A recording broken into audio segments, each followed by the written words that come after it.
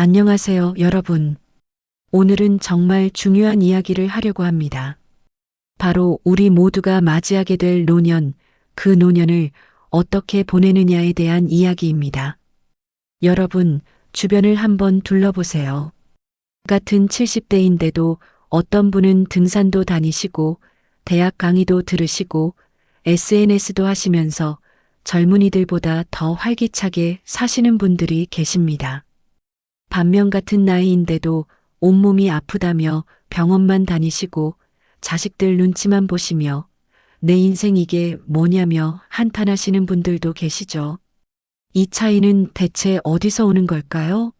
타고난 건강 차이, 경제력 차이, 물론 이런 것들도 영향을 줍니다.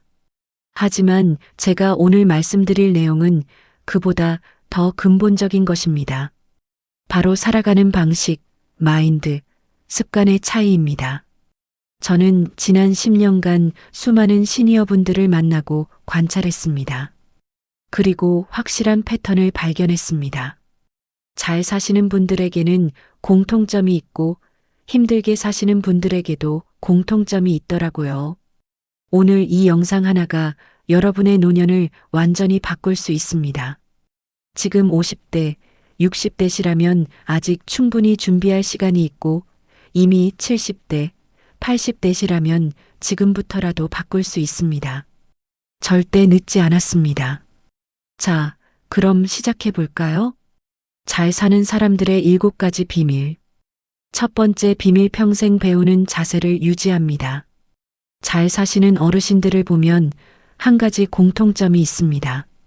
바로 끊임없이 배운다는 겁니다. 제가 아는 한 분은 올해 78세이신데 유튜브를 운영하십니다. 손주들이 스마트폰 사용법을 알려드렸고 그 다음엔 혼자 유튜브 채널을 만드셨어요. 처음엔 영상 하나 올리는데 일주일이 걸렸대요. 하지만 포기하지 않으셨죠.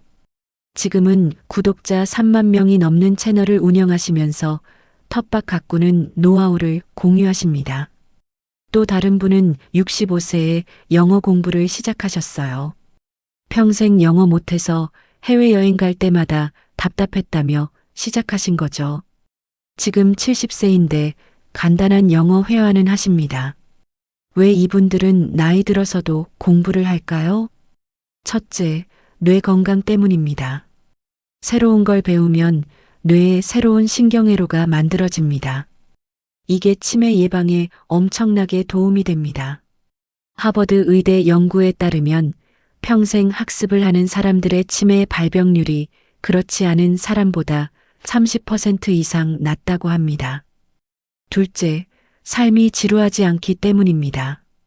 배울 게 있으면 내일이 기대됩니다.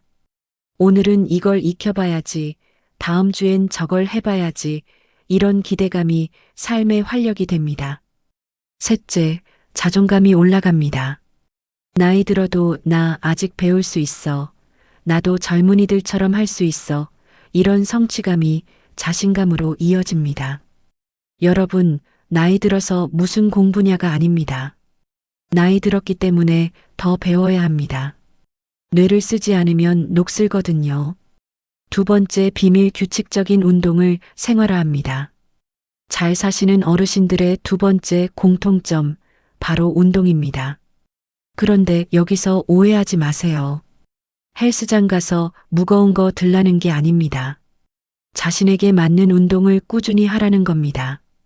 제가 아는 82세 할머니는 매일 아침 6시에 일어나서 아파트 주변을 40분간 걷습니다. 비가 오나 눈이 오나 걷습니다. 20년째 하신 습관이래요. 이분은 또래보다 훨씬 건강하시고 약도 거의 안 드십니다. 또 다른 분은 70세에 수영을 시작하셨어요. 관절이 안 좋아서 걷기 운동이 힘들었거든요. 수영은 관절에 무리가 안 가니까 딱 맞았대요. 지금은 일주일에 3번 수영장에 가십니다. 운동이 왜 이렇게 중요할까요? 첫째, 근육량 유지입니다. 나이 들면 근육이 빠집니다. 그럼 넘어지기 쉽고 낙상사고가 일어납니다. 노인 낙상은 정말 무섭습니다. 한번 넘어져서 골절되면 그게 계기가 되어 급격히 건강이 나빠지는 경우가 많거든요. 둘째, 혈액순환이 좋아집니다. 심혈관 질환, 당뇨, 고혈압 모두 운동으로 관리할 수 있습니다. 셋째, 정신 건강에 좋습니다. 운동하면 엔도르핀이 나옵니다. 기분이 좋아지고 우울증 예방에 도움이 됩니다. 또 밤에 잠도 잘 옵니다. 넷째, 사회 활동이 됩니다. 산책하다 이웃 만나서 인사하고 수영장에서 친구 사귀고 게이트볼 동호회 활동하면서 사람들과 교류하게 됩니다. 운동은 거창할 필요 없습니다. 하루 30분, 일주일에 5일만 걸어도 됩니다. 중요한 건 꾸준함입니다. 오늘 3시간 걷고 한 달 쉬는 것보다 매일 30분씩 걷는 게 100배 낫습니다. 세 번째 비밀, 긍정적인 인간관계를 유지합니다. 세 번째 비밀은 사람입니다. 관계입니다. 잘 사시는 어르신들은 외롭지 않습니다. 친구가 있고 만날 사람이 있고 소속감을 느끼는 공동체가 있습니다. 하버드 대학교에서 75년간 진행한 연구가 있습니다. 행복한 삶의 비결이 뭔지 알아보기 위한 연구였죠. 결론이 뭐였을까요? 돈도 아니고 명예도 아니고 바로 좋은 인간관계였습니다. 특히 노년에 건강하고 행복하게 사는 사람들의 가장 큰 공통점이 따뜻한 인간관계였다고 합니다. 실제로 고독은 건강에 치명적입니다. 어떤 연구에서는 고독이 하루 담배 15개비를 피우는 것만큼 해롭다고 합니다. 외로우면 스트레스 호르몬이 증가하고 면역력이 떨어지고 우울증에 걸리기 쉽습니다. 그럼 잘 사시는 분들은 어떻게 관계를 유지할까요? 첫째, 친구들과 정기적으로 만납니다. 한 달에 한 번이든 일주일에 한 번이든 약속을 정해놓고 만납니다. 식사도 하고 차도 마시고 수다도 떱니다. 둘째, 동호회 활동을 합니다.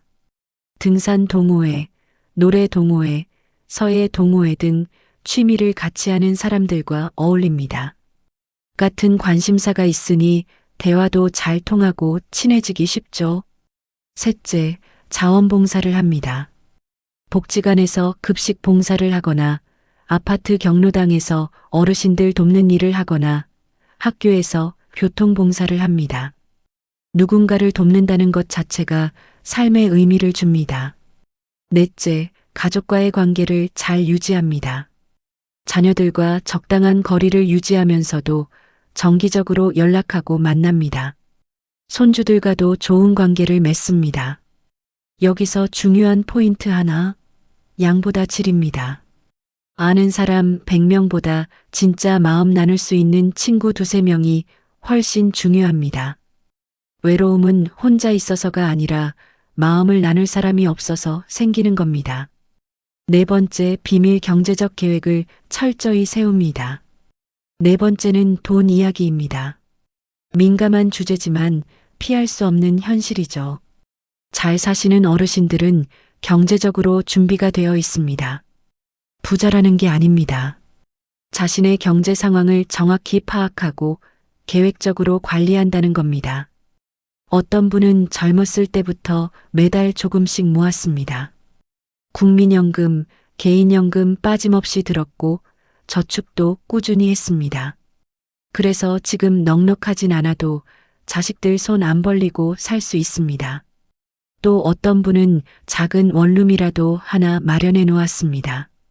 월세 나오는 걸로 용돈 쓰고 연금으로 생활비 충당합니다. 경제적 독립이 왜 중요할까요? 첫째, 자존감 때문입니다. 자식한테 손 벌리는 게 얼마나 자존심 상하는 일인지 아시죠? 내 돈으로 내가 쓰고 싶은 거 사고 가고 싶은 데 가는 게 얼마나 자유로운지 모릅니다. 둘째, 자녀와의 관계를 위해서입니다. 경제적으로 독립하면 자녀들한테 부담 안 주고 관계도 더 좋아집니다. 서로 눈치 안 보게 되죠. 셋째, 선택의 자유가 생깁니다. 아프면 좋은 병원 갈 수 있고 건강식품도 사 먹을 수 있고 여행도 갈 수 있습니다. 그럼 지금 준비 안 된 분들은 어떻게 할까요? 첫째, 지금부터라도 수입과 지출을 관리하세요. 가계부를 쓰세요. 어디에 돈이 새는지 파악하세요. 둘째, 불필요한 지출을 줄이세요. 자녀들한테 과도하게 주는 용돈, 안 보는 보험, 비싼 건강식품 등을 재점검하세요. 셋째, 작은 수입이라도 만드세요. 재능을 활용한 일, 아르바이트, 공동체 활동 등 할 수 있는 게 있습니다. 넷째, 국가 지원 제도를 활용하세요.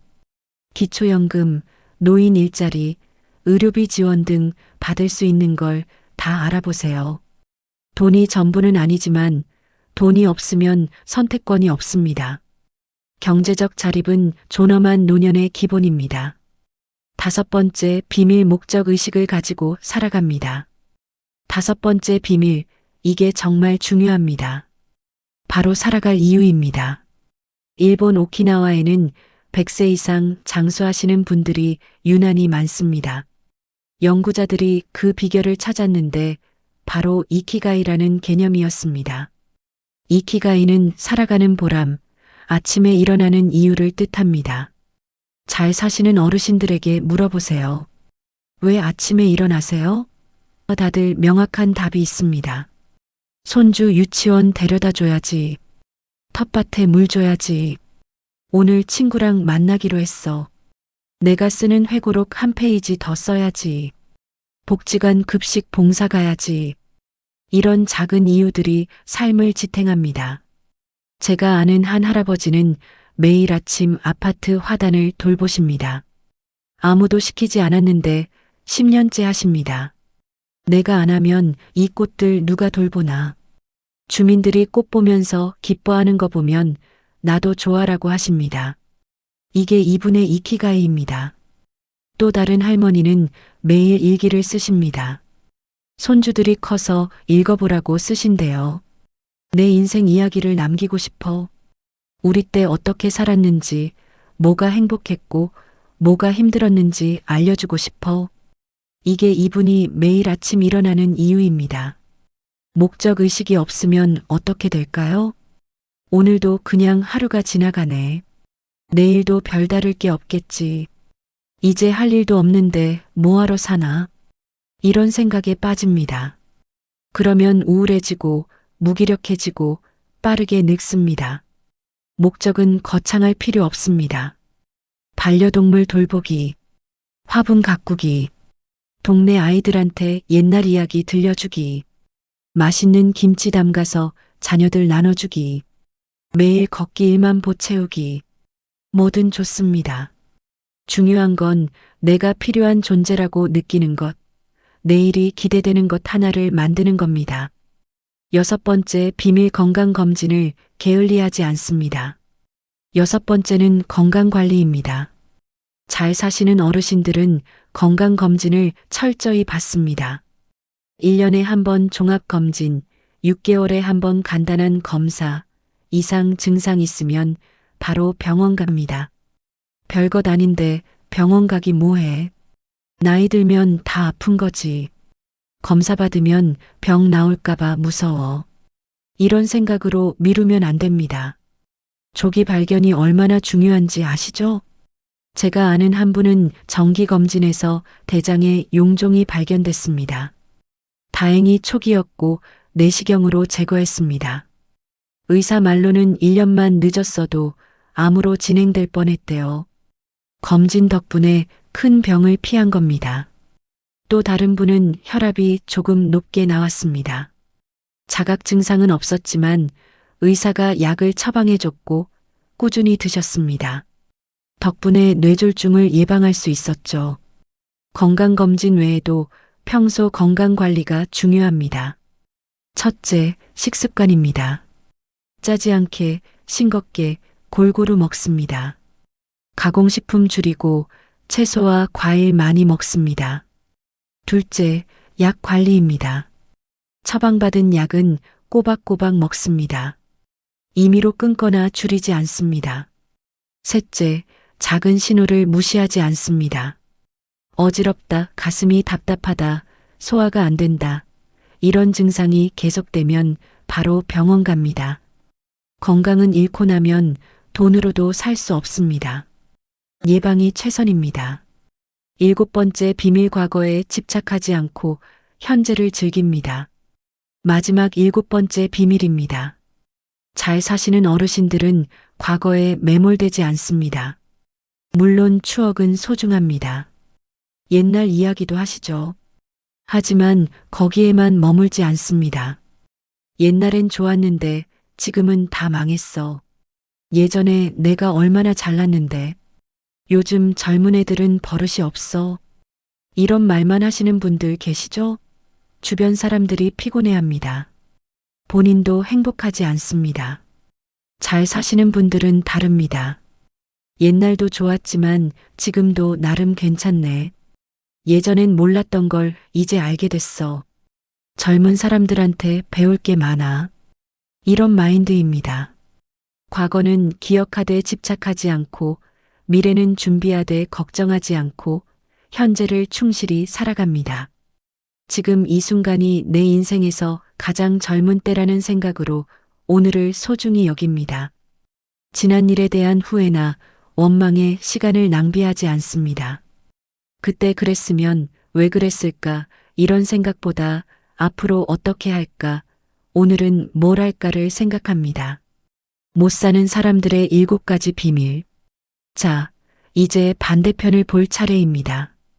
같은 나이인데 왜 힘들게 사시는지 그 이유를 정확히 알아야 우리가 그렇게 되지 않을 수 있겠죠. 첫 번째 문제, 변화를 거부합니다. 힘들게 사시는 분들의 첫 번째 공통점, 변화 거부입니다. 내 방식대로만 살 거야. 새로운 건 배우기 싫어. 내가 알던 대로만 하면 돼. 이런 태도로 시대에 완전히 뒤처집니다. 요즘은 은행도 스마트폰으로 가야 하고 병원 예약도 앱으로 해야 하고 자녀들과 연락도 카톡으로 해야 합니다. 근데 이걸 배우려 하지 않으면 어떻게 될까요? 매번 자식들한테 전화해서 물어봐야 하고 은행 가서 줄 서야 하고 불편함이 이만저만이 아닙니다. 더 큰 문제는 고립입니다. 요즘 친구들끼리도 카톡으로 연락하는데 스마트폰을 못 쓰면 모임에서도 소외됩니다. 사진 공유도 못하고 단체방에도 못 들어가죠. 변화를 거부하는 건 세상을 거부하는 겁니다. 그러면 점점 외톨이가 됩니다. 나이 들어서 무슨 새로운 걸 배워가 아니라 나이 들었으니까 더 배워야 따라갈 수 있다는 마인드가 필요합니다. 두 번째 문제, 운동을 전혀 하지 않습니다. 두 번째 문제, 운동 안 하기입니다. 나이 들어서 무슨 운동이야. 힘들어서 못해. TV 보는 게 편해. 하루 종일 소파에 앉아 계십니다. 그러면 어떻게 될까요? 근육이 빠집니다. 특히 다리 근육이 빠지면 걷기 힘들어집니다. 그러면 더 안 움직이게 되고 악순환이 시작됩니다. 관절이 굳습니다. 무릎, 허리, 어깨 다 아파집니다. 그럼 또 움직이기 싫어지죠. 혈액순환이 안 됩니다. 그러면 당뇨, 고혈압, 심혈관 질환 위험이 높아집니다. 살이 찝니다. 비만은 온갖 병의 원인입니다. 정신건강도 나빠집니다. 우울해지고 무기력해지고 잠도 안 옵니다. 움직이지 않으면 더 빨리 늙습니다. 아파서 못 움직인다고 하시는데 사실은 안 움직여서 더 아픈 겁니다. WHO 세계보건기구에서 65세 이상 어르신들한테 권장하는 운동량이 있습니다. 일주일에 최소 150분, 하루로 치면 30분 정도 중강도 운동입니다. 빠르게 걷기, 가볍게 자전거 타기 정도면 됩니다. 이것조차 안 하면 건강하게 늙기는 불가능합니다. 세 번째 문제, 사람들과 단절됩니다. 세 번째 문제, 고립입니다. 친구들과 연락 안 하고 집에만 계시고 TV하고만 대화하십니다. 왜 이렇게 될까요? 어떤 분들은 배우자가 먼저 가시면서 외로워집니다. 같이 다니던 친구들도 하나둘 병들거나 돌아가십니다. 그러면 만날 사람이 없어집니다. 어떤 분들은 자존심 때문입니다. 내가 먼저 연락하기 싫어. 쟤들이 날 무시하는 것 같아. 이런 생각에 연락을 끊습니다. 어떤 분들은 우울증 때문입니다. 사람 만나기 싫고 말하기 싫고 그냥 혼자 있고 싶어집니다. 자녀들도 바쁩니다. 일주일에 한 번 전화하면 다행이죠. 그나마도 네 대답만 하고 끊습니다. 이렇게 되면 어떻게 될까요? 외로움이 쌓입니다. 외로움은 단순히 기분 나쁜 게 아닙니다. 실제로 스트레스 호르몬을 증가시키고 면역력을 떨어뜨리고 수명을 단축시킵니다. 우울증에 걸립니다. 말 안 하고 혼자 있으면 부정적인 생각만 늘어납니다. 치매 위험이 높아집니다. 사람과 대화하고 교류하는 게 뇌 자극에 엄청 중요합니다. 삶의 의욕이 사라집니다. 누가 나한테 관심이나 있겠어. 나 같은 늙은이는 필요 없어. 이런 생각에 빠집니다. 인간은 사회적 동물입니다. 혼자서는 살 수 없습니다. 특히 나이 들수록 사람이 더 필요합니다. 먼저 연락하세요. 먼저 만나자고 하세요. 창피한 거 아닙니다. 친구가 필요하다는 게 당연한 겁니다. 네 번째 문제, 경제적 준비가 전혀 없습니다. 네 번째 문제, 경제적 무계획입니다. 젊었을 때 나중에 어떻게든 되겠지 하며 아무 준비 안 했습니다. 모아둔 돈도 없고 연금도 제대로 안 들었고 재산도 없습니다. 그러면 어떻게 될까요? 자녀들한테 손 벌려야 합니다. 생활비 달라, 병원비 달라, 약값 달라. 자녀들은 자녀들대로 힘든데 부모 부양까지 하려니 부담입니다. 관계가 나빠집니다. 돈 문제는 정말 민감합니다. 아무리 부모 자식이라도 돈 때문에 싸우고 서먹해지고 멀어집니다. 자존감이 무너집니다. 내가 이 나이에 자식 돈으로 산다는 생각에 비참해집니다. 선택권이 없어집니다. 아파도 자녀 눈치 보느라 병원 못 가고 먹고 싶은 거 있어도 돈 없어서 못 사고 가고 싶은 데 있어도 못 갑니다. 기초생활수급자가 되는 경우도 있습니다. 그것도 생존을 위해선 당연히 받아야 하지만 젊었을 때 조금만 준비했으면 피할 수 있었던 일입니다. 가장 슬픈 건 경제적 여유가 없으니 즐거운 노년을 보낼 수가 없다는 겁니다. 여행도 못 가고 취미생활도 못하고 그냥 하루하루 버티기만 합니다. 지금이라도 늦지 않았습니다. 국가지원제도 알아보세요. 기초연금, 노인 일자리, 공공일자리 등 받을 수 있는 걸 다 받으세요. 그리고 불필요한 지출을 줄이세요. 작은 돈이라도 관리하세요. 다섯 번째 문제, 살아갈 이유를 찾지 못합니다. 다섯 번째 문제, 목적의 상실입니다. 퇴직하고 자녀들 다 출가시키고 할 일이 없어집니다. 그러면 이런 생각이 듭니다. 이제 할 일도 없는데 뭐하러 사나? 나 같은 늙은이는 쓸모없어. 그냥 하루하루 시간만 때우며 사네. 아침에 일어날 이유가 없습니다. 그냥 일어나서 밥 먹고 TV 보고 낮잠 자고 또 밥 먹고 또 TV 보고 잠자고 내일도 똑같고 모레도 똑같습니다. 이렇게 되면 삶의 의욕이 사라집니다. 무기력해집니다. 우울해집니다.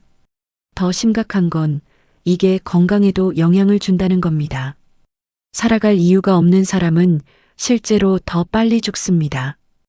연구 결과가 있습니다. 목적의식이 있는 사람이 그렇지 않은 사람보다 평균 7년 더 오래 산답니다. 왜 그럴까요? 목적이 있으면 아침에 일어나고 싶어집니다. 건강 관리도 하게 됩니다. 내가 해야 할 일이 있으니까 건강해야지라고 생각합니다. 반대로 목적이 없으면 건강해서 뭐해? 어차피 할 것도 없는 데가 됩니다. 목적은 거창할 필요 없습니다. 작은 거라도 찾으세요. 동네 고양이 밥 주기, 베란다 텃밭 가꾸기, 손주들한테 옛날 이야기 책 만들어 주기, 동네 경로당에서 청소 도와드리기, 뭐든 좋습니다. 내가 필요한 존재라고 느낄 수 있는 일을 하나 만드세요. 6번째 문제 건강을 방치합니다. 6번째 문제 건강 방치입니다. 나이 들면 다 아픈 거지 뭐. 병원 가봤자 약만 주지. 검사 받으면 뭐 나올까봐 무서워. 이런 생각으로 건강검진도 안 받고 아파도 참고 약도 안 먹습니다. 그러다가 병이 깊어져서야 병원에 갑니다. 그때는 이미 늦은 경우가 많습니다. 초기에 발견하면 간단히 치료되는 병도 늦게 발견하면 큰 수술을 해야 하고 후유증도 남고 평생 고생합니다. 특히 암, 당뇨, 고혈압 같은 병은 초기에 증상이 거의 없습니다. 그래서 검진이 중요한 건데 이걸 안 받으면 무슨 수로 알겠습니까? 또 처방받은 약을 임의로 끊는 분들도 계십니다. 약 먹으면 내성 생긴다더라, 약 먹으면 간 나빠진다더라, 이런 소문만 듣고 의사 말도 안 듣습니다. 건강식품, 민간요법에만 의존하는 분들도 있습니다. 홍삼, 녹즙, 각종 건강식품에 한 달에 수십만 원 쓰면서 정작 병원 가는 건 아깝다고 합니다. 건강은 잃고 나면 돈으로도 못 삽니다. 예방이 최선이고 조기 발견이 다음 최선입니다. 7번째 문제 과거에만 살아갑니다. 마지막 7번째 문제입니다. 과거 집착입니다. 옛날이 좋았지, 지금은 다 망했어. 요즘 세상은 살 게 못 돼. 예전에 나 얼마나 잘났는데. 젊은 애들은 버릇이 없어. 이런 말씀만 하십니다. 만날 때마다 똑같은 옛날 이야기, 불평불만만 늘어놓습니다. 주변 사람들이 지칩니다. 처음엔 들어주다가도 나중엔 피하게 됩니다. 또 시작이네 하며 대충 듣고 넘깁니다. 자녀들도 힘들어합니다. 아버지, 그 얘기 100번 들었어요 해도 또 합니다. 본인도 행복하지 않습니다. 과거의 영광에만 매달리면서 현재는 비참하게 느껴집니다. 그때가 좋았는데 지금은 아무것도 아니야라는 생각에 우울해집니다. 새로운 것에 대한 적응력도 떨어집니다. 옛날 방식이 최고야라며 변화를 거부합니다. 세대 갈등도 생깁니다. 요즘 젊은이들은으로 시작하는 말은 대부분 비판입니다. 그러면 젊은 사람들도 꼰대라며 무시합니다. 과거는 소중한 추억입니다. 하지만 거기 머물면 안 됩니다. 현재도 미래도 중요합니다. 자, 여러분. 오늘 14가지를 다 말씀드렸습니다. 잘 사시는 분들의 7가지 비밀과 힘들게 사시는 분들의 7가지 문제점. 핵심을 정리하면 이렇습니다. 잘 사는 사람들은 배우고, 움직이고, 사람 만나고, 계획하고, 목적 있고, 건강 챙기고, 현재를 삽니다. 못 사는 사람들은 안 배우고, 안 움직이고, 혼자 있고, 무계획하고, 목적 없고, 건강 방치하고, 과거에만 삽니다. 이 차이가 10년, 20년 쌓이면 완전히 다른 인생이 됩니다. 좋은 소식은 뭘까요? 지금부터라도 바꿀 수 있다는 겁니다. 오늘부터 시작하세요. 오늘 당장 할 수 있는 일. 30분 걷기. 친구한테 전화하기. 스마트폰 기능 하나 배우기. 가계부 시작하기. 건강검진 예약하기. 작은 목표 하나 세우기. 불평 대신 감사한 일 하나 찾기. 하나씩만 하세요. 한꺼번에 다 하려고 하면 힘듭니다. 오늘 하나, 내일 하나, 이렇게 천천히 바꿔가세요. 70대든 80대든 늦지 않았습니다. 제가 아는 92세 할머니는 90세에 스마트폰 배우기 시작하셨습니다. 지금 손주들이랑 영상 통화하십니다. 여러분의 노년은 여러분이 만드는 겁니다. 누가 만들어주는 게 아닙니다. 건강하고 행복한 노년, 지금 이 순간부터 준비하시면 됩니다. 이 영상이 도움이 되셨다면 구독과 좋아요, 알림 설정 부탁드립니다. 그리고 댓글로 여러분의 이야기도 들려주세요. 나는 이렇게 준비하고 있다. 이런 게 도움이 됐다. 경험을 나누면 서로에게 힘이 됩니다. 다음 영상에서는 노년에 꼭 해야 할 50가지 버킷리스트를 준비하겠습니다. 여러분 모두 건강하시고 오늘 하루도 의미 있게 보내세요. 감사합니다.